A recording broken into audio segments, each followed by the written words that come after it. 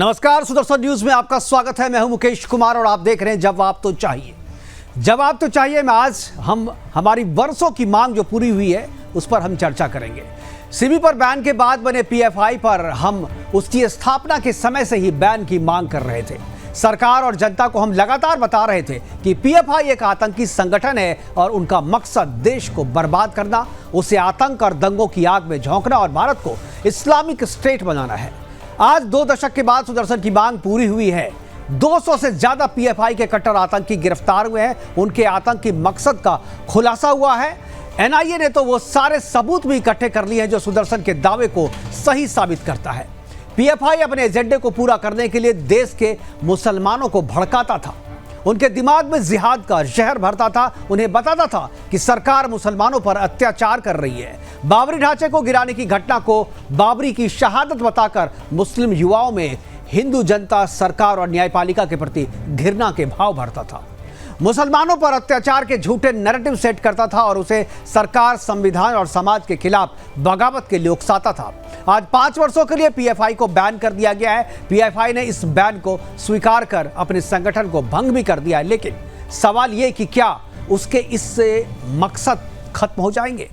क्या इस बैन से उसके मकसद खत्म हो जाएंगे जिस मकसद के लिए पीएफआई का गठन किया गया था? और एक चीज और कि क्या पीएफआई के जो कर्ता धर्ता हैं क्या इस बैन के बाद से चुपचाप बैठ जाएंगे या उनका कोई प्लान बी भी है? और आखिरी बात कि क्या सरकार पीएफआई को समर्थन देने वाले राजनीतिक पार्टियों और उनके समर्थकों को भी दंडित करेगी या इतने से ही सब चीज छोड़ देगी? क्योंकि सिमी के बैन करने के बाद ही पीएफआई का गठन हुआ था और उसके मकसद को जो सिमी पूरा नहीं कर पाई थी उसको पीएफआई का गठन करके उसे आगे बढ़ाया जा रहा था। तो क्या पीएफआई के बैन के बाद से कोई फिर नया संगठन तैयार करके उस मकसद को आगे बढ़ाया जाएगा? यह भी एक बड़ा सवाल है। हम आज अपने मेहमानों के साथ चर्चा करेंगे। और आज हमारे जो मेहमान हैं वो सारे जितने भी मुस्लिम हैं, जिन मुस्लिम युवाओं को पीएफआई भड़काकर देश के खिलाफ और संविधान के खिलाफ खड़ा करने की कोशिश कर रहा था, उन्हीं मुसलमानों में से 4 मुसलमान आज हमारे साथ रहेंगे मुस्लिम स्कॉलर के तौर पे और उनसे हम चर्चा करेंगे इस बैन पे और उनसे हम जानने की कोशिश करेंगे कि क्या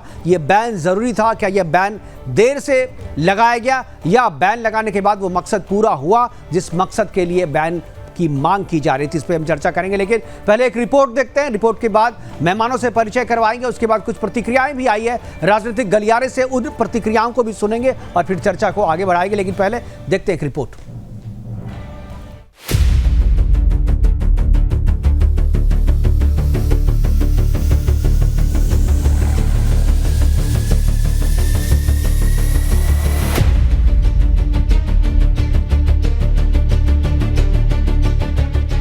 हिंदुस्तान में हिंदुओं के खिलाफ ही षड्यंत्र करने वाले 2047 तक हिंदुस्तान को इस्लामिक राष्ट्र बनाने की साजिश रचने वाले, देश में दंगे और दंगों की आड़ में हिंदुओं की निर्मम हत्या करने वाले, आतंकियों से संबंध रखने वाले और देश में आतंकी गतिविधियों को ऑपरेट करने वाली पीएफआई को आखिरकार सरकार ने बैन कर ही दिया।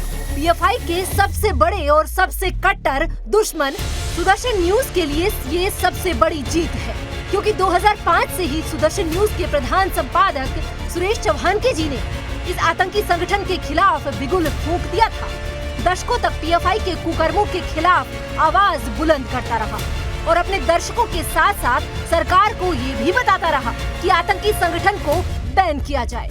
लेकिन कहीं न कहीं दशकों से पैठ बनाई हुई पीएफआई को 2018 में पहला झटका लगा जब झारखंड सरकार ने पीएफआई को बैन कर दिया। लेकिन झारखंड हाई कोर्ट ने पीएफआई को फिर से बहाल कर दिया। पीएफआई की बढ़ती पैठ, बढ़ते आतंक और हिंदुओं के लिए खतरा बन चुके पीएफआई के ताबूत पर केंद्र ने अंतिम कील भी ठोक दी।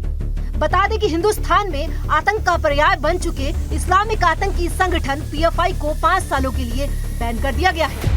वहीं मोदी सरकार के इस फैसले से जहां हर राष्ट्रवादी और देशभक्त के मुखमंडल पर प्रसन्नता छाई हुई है, तो वहीं विपक्ष अप्रत्यक्ष समर्थन देते हुए भी नजर आया।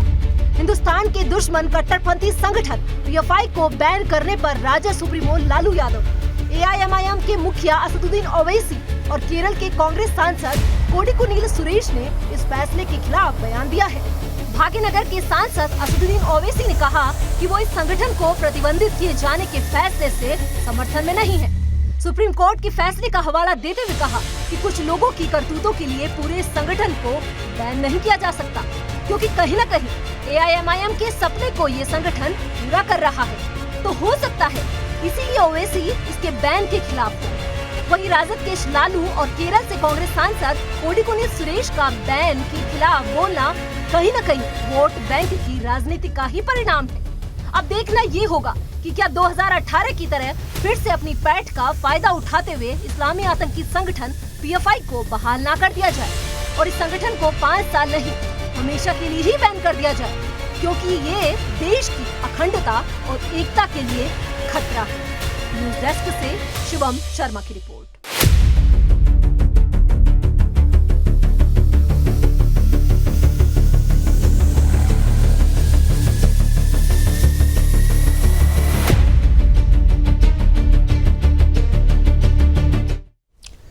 बैन के बाद से लगातार राजनीतिक गलियारों से प्रतिक्रियाएं भी आ रही हैं और प्रतिक्रिया जो आ रही है हमारे पास उसमें से ज़्यादातर लोग जो हैं इस बैन का समर्थन कर रहे हैं। लेकिन इसी बीच में कुछ वैसे लोग भी हैं, कुछ वैसे चेहरे भी हैं जो इसका विरोध कर रहे हैं और इसको लेकर के राजनीति अपनी चमकाने की कोशिश कर रहे हैं। कुछ प्रतिक्रियाएं देखते हैं, फिर मेहमानों से आपका परिचय कराते हैं। देश में अक़लियत के लोगों को, मुस्लिम लोगों को हिंदू मुस्लिम करके ये देश को तोड़ना चाहते हैं। टूट रहा देश।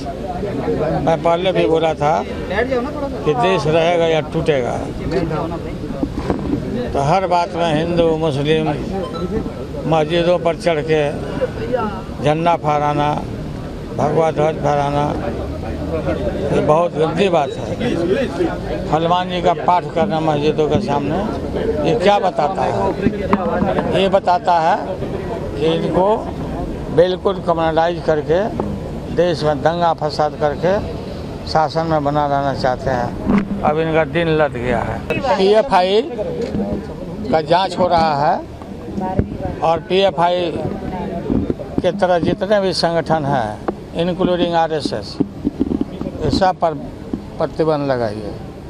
एकरूपता लगे, दिखने को लगे।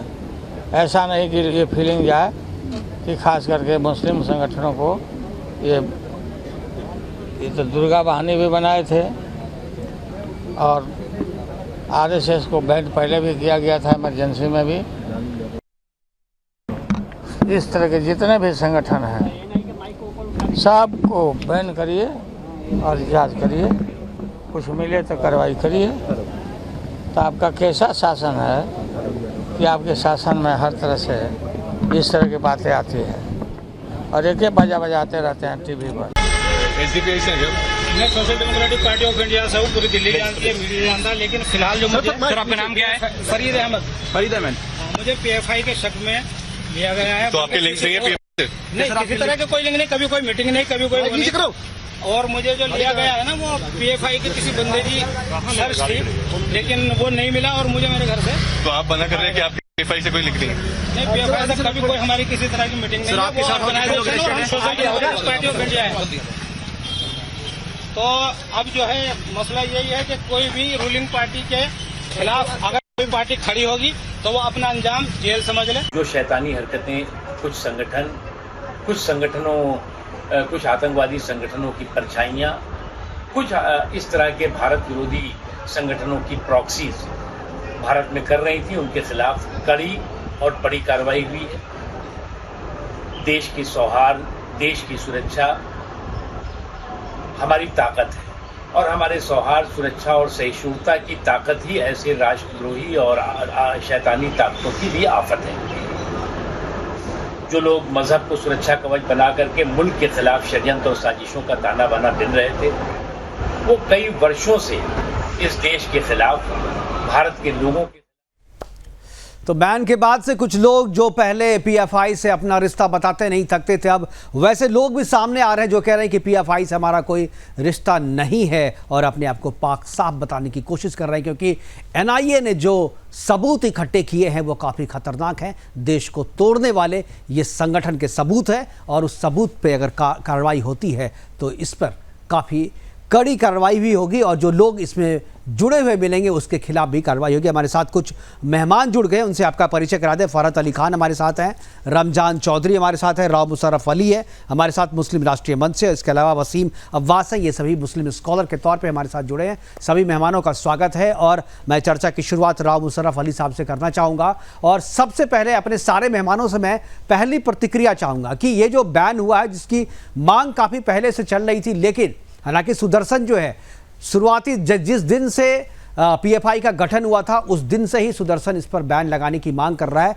और सिमी पर ही बैन की मांग जो है हमारे प्रधान संपादक सुरेश चौहान जी ने उसके शुरुआती दिनों से ही किया था और उसके बाद उसे भी बैन किया गया था। और बाद में पीएफआई जो बना, ये भी पहले दिन से हम कह रहे हैं कि पीएफआई के पीछे वही लोग हैं जो सिमी को बनाने में जिनका हाथ था, वही लोग हैं, इसलिए इसको भी बैन करना चाहिए। और इसका मकसद भी जो है वो देश में अराजकता फैलाना है, आतंक फैलाना है, दंगा भड़काना है, इसलिए उसको बैन करना चाहिए। आज 2 दशक के बाद हमारी मांग पूरी हुई है, तो हम आपसे प्रतिक्रिया चाहेंगे। सबसे पहले मैं राव मुशर्रफ साहब से चाहूँगा कि आप अपनी प्रतिक्रिया दें, उसके बाद बारी बारी से सभी मेहमान अपनी प्रतिक्रिया देंगे, फिर उसके बाद सवाल जवाब का सेशन शुरू करेंगे। राव साहब। जी पहले तो मैं आज श्री अनुप का शुक्रिया अदा करता हूं जिन्होंने पीएफआई पर प्रतिबंध लगाने का काम किया है। और 1947 में हमारा देश आजाद हुआ था, 2047 में इनका मंसूबा इस्लामिक राष्ट्र बनाने का था भारत को। तो इनके मंसूबे पर पानी फेरने का काम किया है अमित शाह जी ने।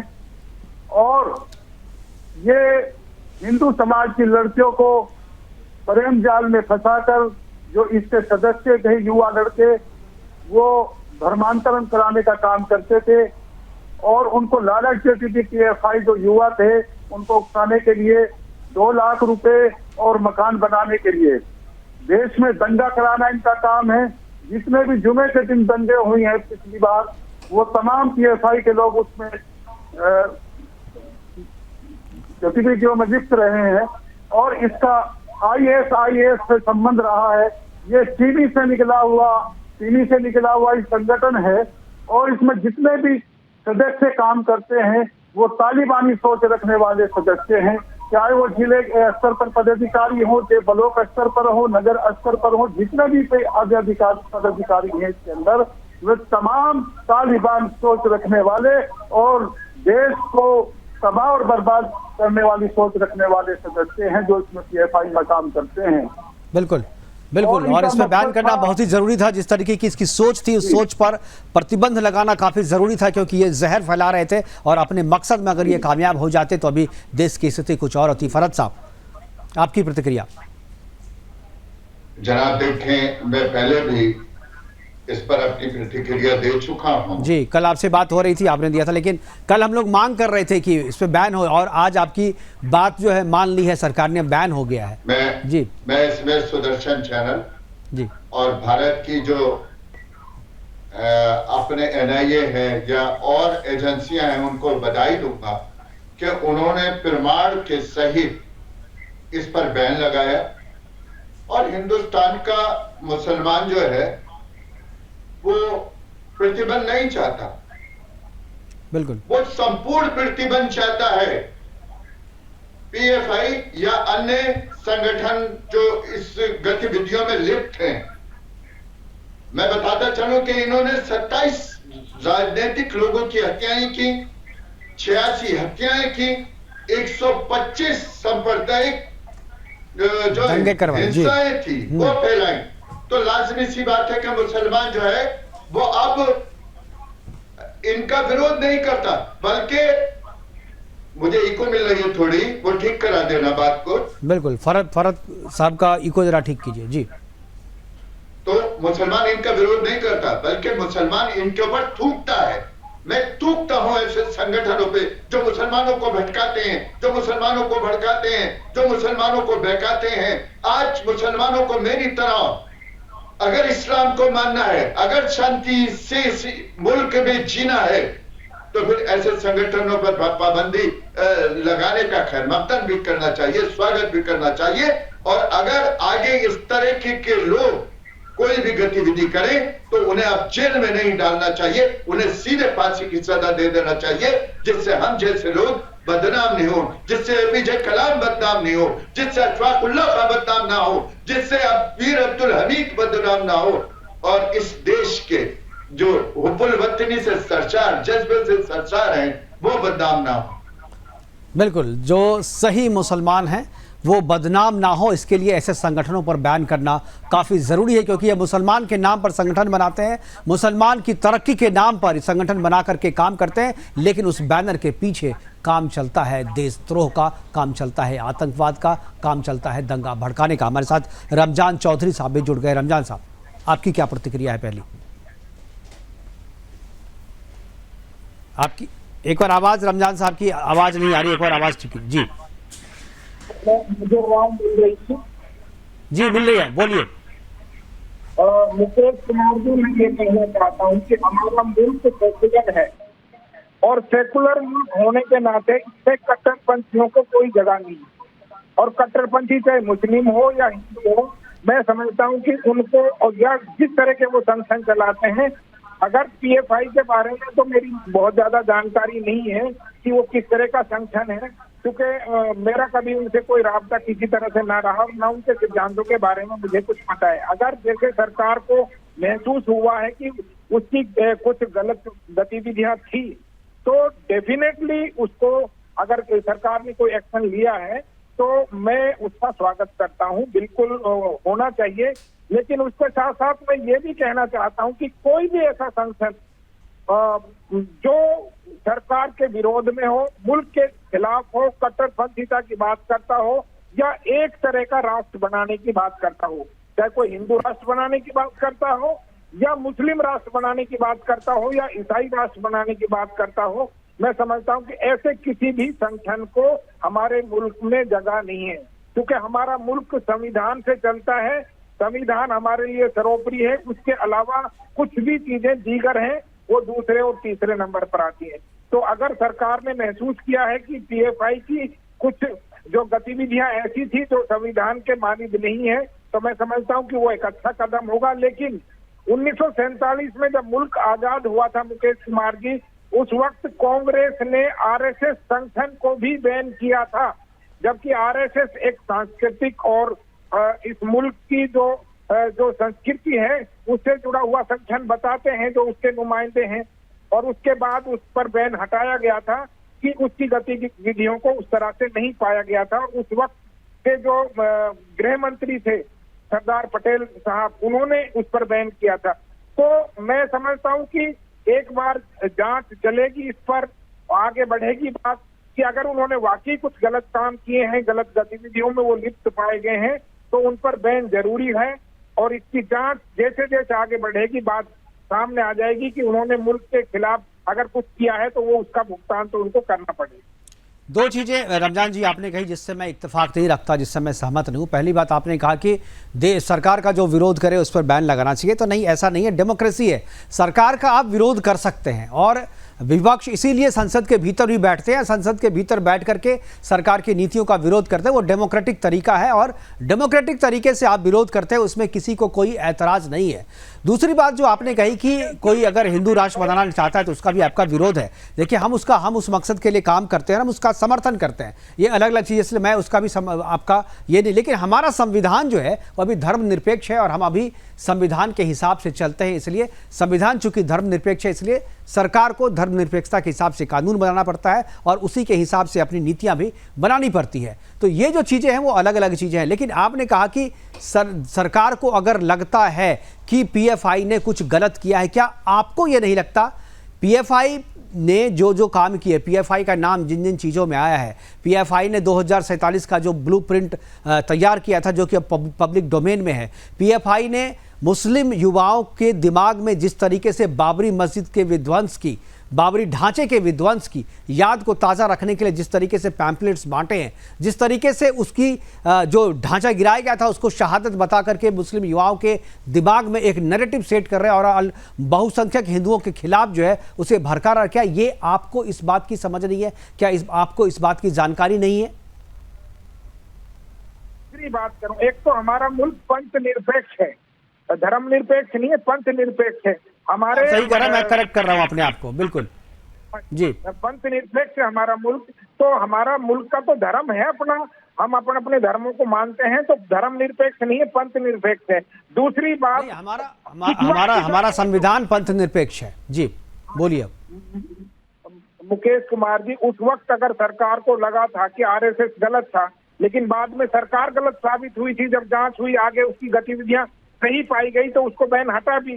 तो कहने का मतलब ये है कि अगर कुछ गलत किया है और ये सरकार ने जो महसूस किया है तो फिर सही किया होगा या गलत किया होगा, ये आगे जाके साफ हो जाएगा। इसमें अभी मैं कुछ भी जल्दबाजी होगी अगर मैं कुछ अपना अभी इसी वक्त मैं कहता हूँ, सरकार ने कोई फैसला लिया है वो स्वागत योग्य है और उसकी जांच आगे बढ़नी चाहिए। अगर उन्होंने कोई गलत काम किया है वो सरकार बेहतर तरीके से जानती है, बिल्कुल बैन लगना चाहिए था, मुझे उस पर कोई एतराज नहीं है।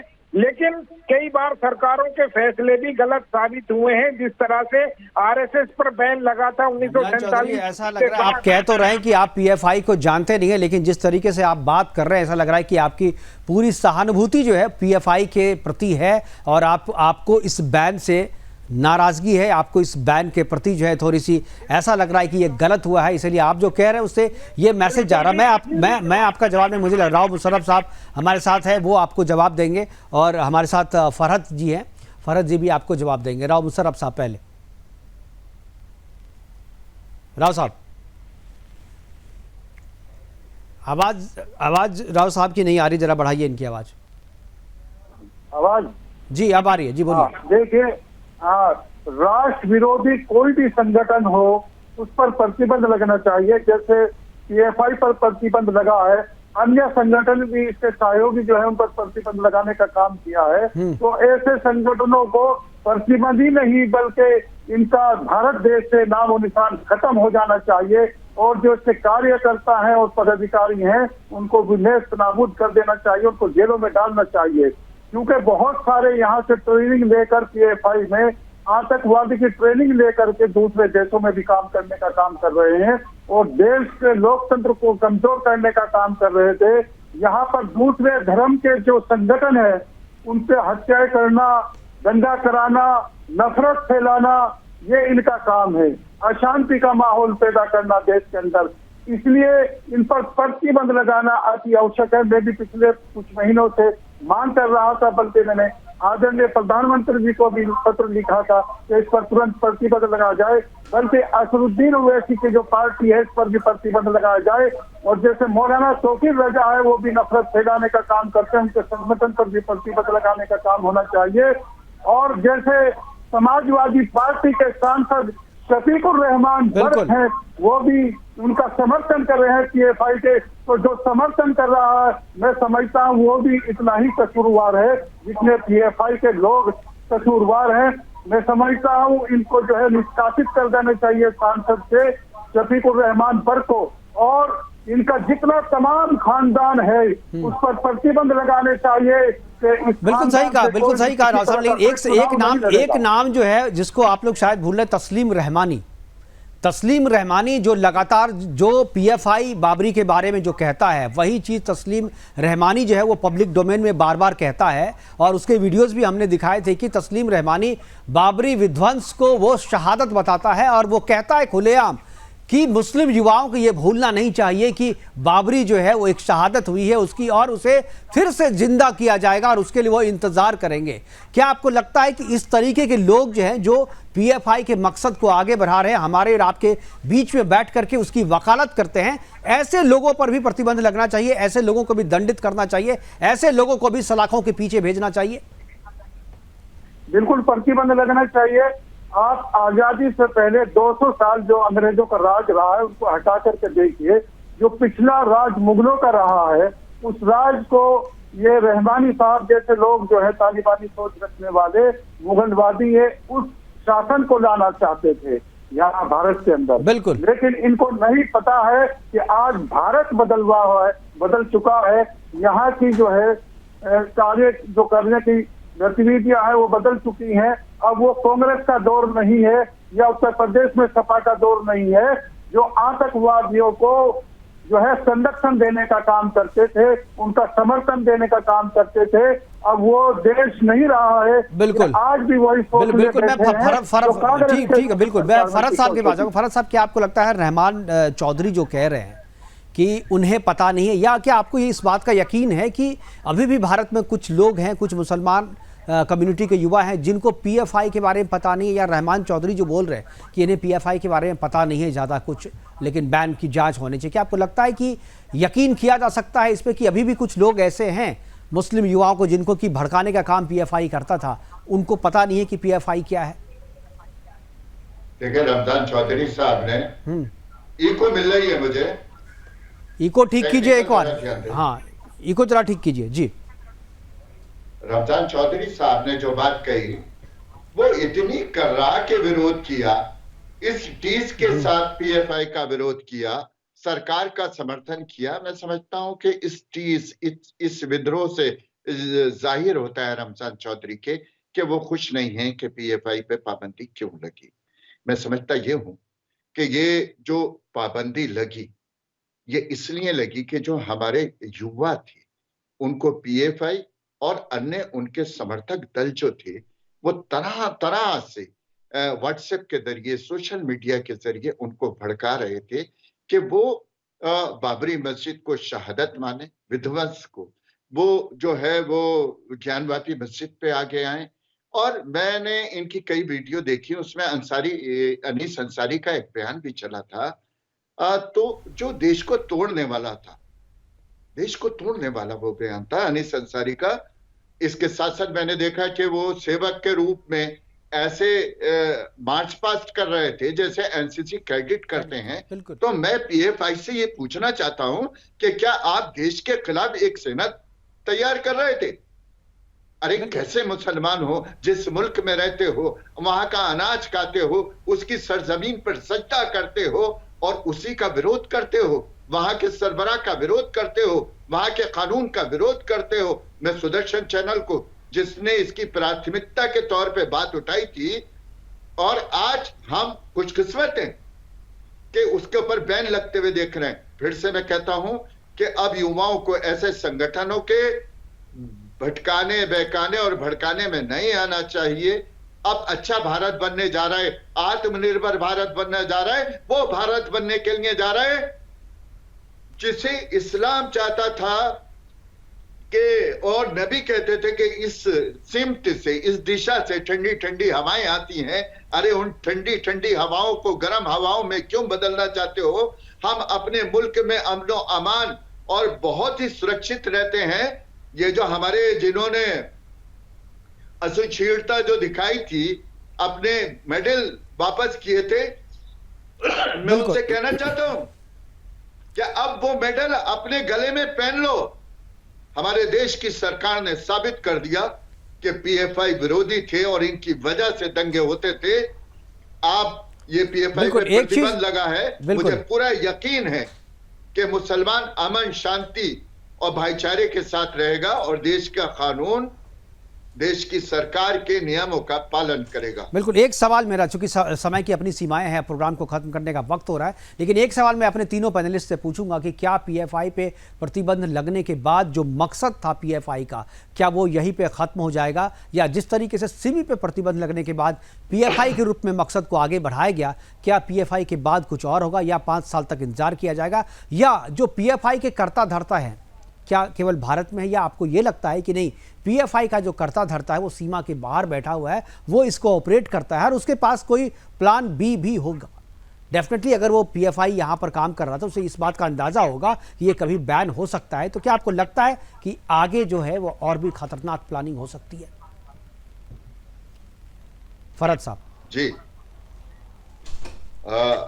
मैं पीएफआई ने जो ये अभी तक भटका रहा था, कहीं ऐसा ना हो कि जैसे हम जैसे लोग जो आपके टीवी चैनल पर आनकर पीएफआई का विरोध करते हैं, उनको इस्लाम विरोधी बताते हुए ये लोग किसी का भी माइंड वॉश करके हमको मरवा दे।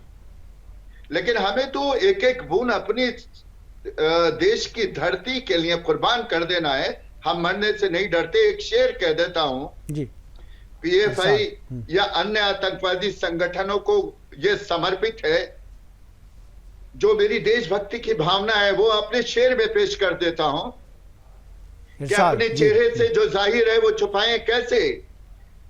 पीएफआई तेरी मर्जी के मुताबिक नजर आए कैसे, लाख तलवारें बड़ी आती हूं आतंकवादियों की, आतंकवादियों को कह रहा हूं, अपने लिए लाख तलवारें बड़ी आती हूं गर्दन की तरफ, सर झुकाना नहीं आता तो झुकाएं कैसे।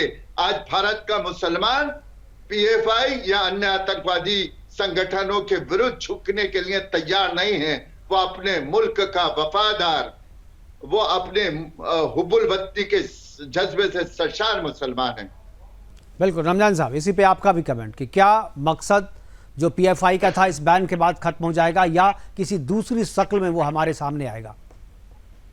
देखिए, मैं जिस इलाके से आता हूं मुकेश कुमार जी, हमने तो मुगलों से लड़ाई लड़ी है 1527 में, अंग्रेजों से लड़ाई लड़ी है, हमने मुस्लिम लीग को अपने यहाँ फटकने नहीं दिया, ओवैसी का यहाँ हमारी एंट्री नहीं हुई। पीएफआई जैसी तो कोई चिड़िया कोई होगी मुझे नहीं पता, वो हमारे इलाके में या हमारे देश में नहीं रह पाएगी। अगर कोई भी मुसलमान या मुस्लिम ऐसा संगठन जो देश के खिलाफ काम करेगा, मैं समझता हूँ कि कम से कम उसको हमारे मुल्क में जगह नहीं है। लेकिन मेरा एक बहुत बड़ा सवाल ये है कि आज जो हिंदू संगठन जिस तरह से नफरत फैलाकर और तरह तरह के ये लिंचिंग और ये देखिए रमजान चौधरी, केवल बोलने से कुछ नहीं होता। आज जो पीएफआई को बैन किया गया है उससे पहले सबूत इकट्ठे किए एनआईए ने, वरना मांग तो काफी पहले से हो रही थी। 2 दशक से तो सुदर्शन मांग कर रहा था कि भाई बैन कर दो, लेकिन हमारी मांग नहीं मानी गई ना। पहले सबूत इकट्ठे किए गए, पहले उसके खिलाफ जो सबूत जो आरोप थे उसको पुख्ता किया गया।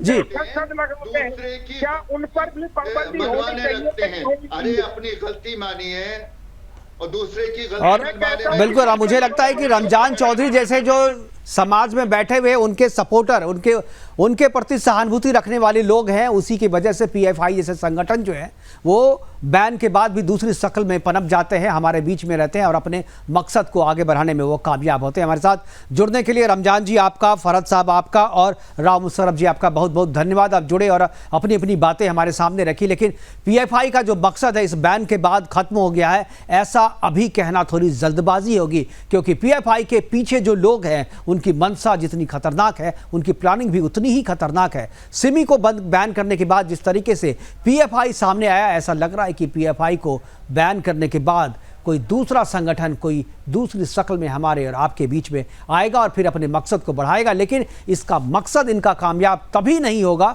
जब हम और आप सचेत रहेंगे और जब देश का मुस्लिम युवा, जिसको भड़का करके ये देश में दंगे फैलाना चाहते हैं और देश में अराजकता का माहौल खड़ा करना चाहते हैं, वो अगर सजग रहेंगे तो ये अपने मकसद में कभी भी कामयाब नहीं हो पाएंगे। फिलहाल अभी के लिए इतना ही, दीजिए इजाजत, नमस्कार।